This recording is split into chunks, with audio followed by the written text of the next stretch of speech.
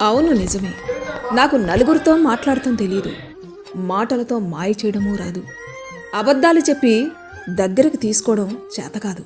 నాకు తెలిసింది రెండే రెండు. ఒకటి, అందరినీ నవ్వుతూ పలకరించడం. రెండు, అందరూ నా వాళ్ళే అనుకోవడం. కానీ నేటి సమాజంలో ఇలా ఉంటే ఎవరికీ నచ్చట్లేదు. మాటలతో మాయ చేసి గారడి చేసేవాళ్లే ఈ జనానికి బాగా నచ్చుతున్నారు.